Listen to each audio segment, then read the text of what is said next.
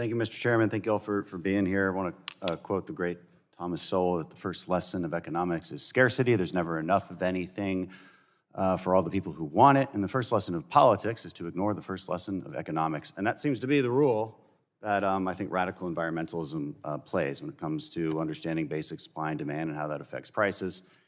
Now, we can engage in wishful thinking, and we can wish for a reality that is different than the one we live in, where supply and demand aren't real forces and that we can just make them up and demand the prices that we feel like having and expect the supply to then be there when we need it. Of course, that's not reality. We can go write fiction novels about it, I suppose, if we'd like. That might be fun. So I want to talk about supply and demand on something very specific, and that's our refineries, because this EPA rule has gotten a lot of attention, and our bill in response to that EPA rule has gotten a lot of attention today. It's worth noting first that 8 refineries have shut down in the last 5 years. It's one of the great reasons for the bottlenecks in refinery production, and of course the reason for prices going up and staying up. When demand post-COVID shot up and recovered, the supply could not recover accordingly. Just the basics here. Now the EPA wants to make that supply harder. The EPA wants to target hydrofluoric acid using refineries. That would affect 41 of our 130 refineries. It's 50% of all the product refined. Mr. Garcia, you talked about this today. But what's really the intent behind this? And you've said it, so I'm going to paraphrase you, which the intent is to get them to change to a sulfuric acid type refinery. Is that correct?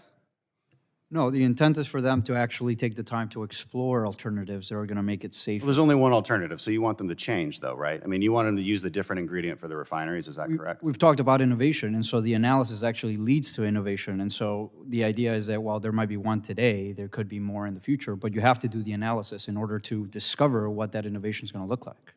Would a risk analysis discover innovation? I've never heard of an innovation, a new technology discovered by a risk analysis. If you're taking into account, if you're exploring what alternatives are out there, then yeah, it will. How? Again, like you're what? exploring, you're looking at new science. Idea? You're looking at new science. I mean, you're looking at new science, new developments in technology that come about. And so as those new developments in technology come about, okay. So we can write a into a way fiction into novel which about you it. can actually implement them into the refinery, and that's how you get progress. There's no answer. Again, we could write a fiction novel about it. That'd be fun. But this is reality. So in reality, there's one other alternative, which is the sulfuric acid use type of refinery. Now, if we shut down the 41 refineries to transition to that, which I suppose is deemed safer for some reason, that would take 50% of our refining capacity offline. Mr. Menendez, what would that do to our economy and our gas prices? 50% of our refined products offline? Well, we have a demand of about 20 million, 17 million barrels per day, for refined products. If we lost half of that, I can only imagine what it would do on all the economies that depend on trucks and, transportation, your constituents that need to drive. I'm not even sure our national energy modeling system at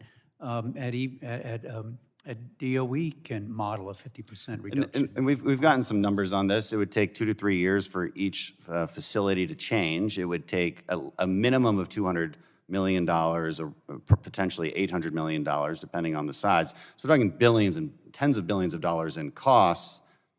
For what benefit? I don't even know.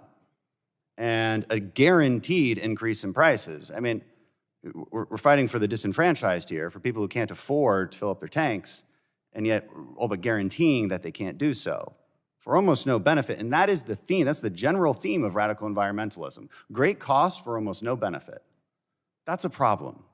And so our bill that's been chastised quite a bit in this hearing is simply in response to that and says, look, if the plant already exists, if the refining plant already exists or is in construction, it is exempt from this new rule. If it is being planned, then by all means take into account this particular rule and risk assessment. That's common sense environmentalism. And I urge this committee because we all want clean energy. Anybody who follows me knows that I'm constantly battling for it. But we have to do so in a way that doesn't hurt people more than we want to help them. And I yield back.